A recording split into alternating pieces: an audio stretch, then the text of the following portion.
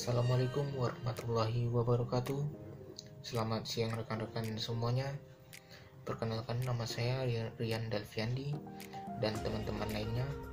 Kami dari Prodi Manajemen dengan konsentrasi manajemen operasional. Sebelum memulai topik pembahasan hari ini, silakan rekan-rekan tekan tombol subscribe di pojok kanan bawah di video ini ya guys, karena subscribe itu gratis. Dengan subscribe channel kami akan lebih semangat lagi untuk memberikan konten-konten yang menarik untuk menambah ilmu kita semua. Baiklah, terima kasih yang sudah subscribe channel ini.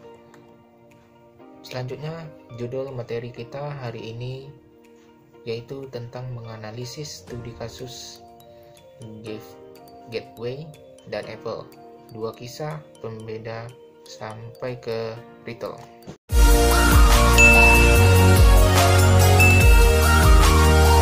Sejarah Gateway dan Apple. Gateway merupakan salah satu pabrik komputer pribadi pertama yang dimulai menjual produk komputer pribadi secara online. Namun setelah beberapa tahun penjualan tanpa suatu infrastruktur retail, Gateway akhirnya memperkenalkan sebuah strategi agresif dengan membuka toko retail di seluruh Amerika Serikat pada tahun 1990-an. Toko-tokonya tidak menyediakan inventaris produk jadi dan lebih fokus membantu pelanggan untuk memilih konfigurasi yang tepat untuk dibeli. Semua komputer pribadi dibuat sesuai pesanan dan dikirim ke pelanggan dari salah satu pabrik perakitan. Apple mungkin merupakan suatu perusahaan yang paling fenomena saat ini. Paksa kemenangan dari Samsung terhadap sejumlah paten produk yang dijualnya, maka diproyeksikan nilai sahamnya akan meningkat dari waktu ke waktu. Mari kita lihat salah satu strategi manajemen yang dilakukan oleh perusahaan tersebut, terutama terkait strategi operasional rantai pasokan produk IT. Dan mengapa Apple? Karena perusahaan ini telah dinyatakan oleh Gartner Group sebagai perusahaan terbaik dalam rantai pasokan perusahaan selama 4 tahun berturut-turut. Pemahaman sekilas rantai pasokan. Dalam menerapkan manajemen distribusi ini berkaitan dengan rantai pasokan supply chain management atau SCM. Pengertian SCM secara umum adalah pengelolaan tahapan kegiatan dalam memperoleh bahan mentah atau produksi, mengelola bahan mentah menjadi bahan jadi, dan mengirimkan produk ke konsumen melalui sistem distribusi. Rantai pasokan akan memaksimalkan nilai produk yang dihasilkan secara keseluruhan untuk memaksimalkan dan menyelaraskan stakeholder yang terlibat dalam proses produksi dan distribusi produk seperti supplier, manufaktur, gudang, distribusi, gerai retail, dan pelanggan, serta meningkatkan nilai tambah suatu produk. Baiklah, saya Afri Muhammad Yofal akan membacakan materi selanjutnya. Yang pertama itu analisis data dan pembahasan. 1. Menyediakan inventaris produk di setiap toko retailnya. 2. Perlu menyediakan inventaris barang jadi perusahaan. 3. Pengaruh pada tingkat inventaris yang dimiliki toko retail. 4. Pengaruh rantai pasokan penjualan langsung tanpa toko retail dan adanya toko retail. Yang kelima, faktor yang menunjukkan kesuksesan retail Apple dan kegagalan toko Gateway. Yang selanjutnya itu menyediakan inventaris produk di setiap toko retailnya. Perusahaan Gateway tidak menyediakan inventaris karena toko-toko Gateway tidak memiliki persediaan barang jadi dan terutama difokuskan untuk membantu pelanggan memilih konfigurasi yang tepat untuk dibeli.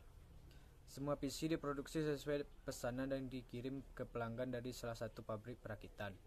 Sedangkan perusahaan Apple melakukan kegiatan inventaris yang berdampak bagi perusahaan sebagai kegiatan untuk mengamankan aset perusahaan, sebagai pedoman untuk menghitung kekayaan perusahaan, sebagai kegiatan yang menentukan tertibnya administrasi terhadap tata kelola aset, untuk menghemat keuangan karena dapat mencatat aset perusahaan dengan akurat terhadap fisik aset perusahaan tersebut. Assalamualaikum warahmatullahi wabarakatuh. Perkenalkan, nama saya Zeti Handayani, NIM 180304240. Baiklah, saya di sini akan melanjutkan materi APRI tadi, yaitu perlu menyediakan inventoris barang jadi di perusahaan. Persediaan dalam perusahaan sangatlah diperlukan, karena kegiatan operasional suatu perusahaan tidak akan berjalan lancar apabila tidak adanya persediaan. Persediaan ini adalah faktor utama dalam menghasilkan laba untuk perusahaan dan menghindari risiko tidak terpenuhinya permintaan konsumen. Ciri-ciri produk yang paling sesuai untuk disediakan sebagai inventaris barang jadi. Yang pertama itu menjaga independen operasional. Yang kedua, menjaga kualitas produk barang jadi. Yang ketiga, memiliki keunggulan. Ciri-ciri produk yang paling bagus diproduksi sesuai pesanan. Yang pertama itu produk dengan biaya persediaan dan tingkat risiko yang tinggi. 2. Produk dengan nilai skala yang ekonomisnya rendah. 3. Produk yang sifatnya menyesuaikan kebutuhan pelanggan. 4. Produk yang sangat berharga dan berisiko tinggi apabila disimpan. Pengaruh pada tingkat inventaris yang dimiliki toko retail. Ada dampak negatif dan ada dampak positif. 1. Dampak negatifnya, jarang menghitung stok. 2. Menyimpan terlalu banyak stok. Dan dampak positifnya, dapat mengembangkan strategi untuk meningkatkan pengolahan produk perusahaan demi meningkatkan kualitas dan keuntungan yang akan dimiliki perusahaan tersebut. Sekian, Assalamualaikum warahmatullahi wabarakatuh. Assalamualaikum warahmatullahi wabarakatuh. Baiklah, saya Triliana Maryam Selaswati. Di sini saya akan menjelaskan faktor yang menunjukkan kesuksesan retail Apple dan Gateway. Yang pertama, Apple. Apple telah memiliki lebih dari 415 toko di seluruh dunia dengan penjualan lebih dari 20 miliar dolar. Apple selalu menyediakan inventaris produk di toko-tokonya, yang mana produk ini didesain dengan memiliki variasi yang relatif sedikit di setiap tokonya.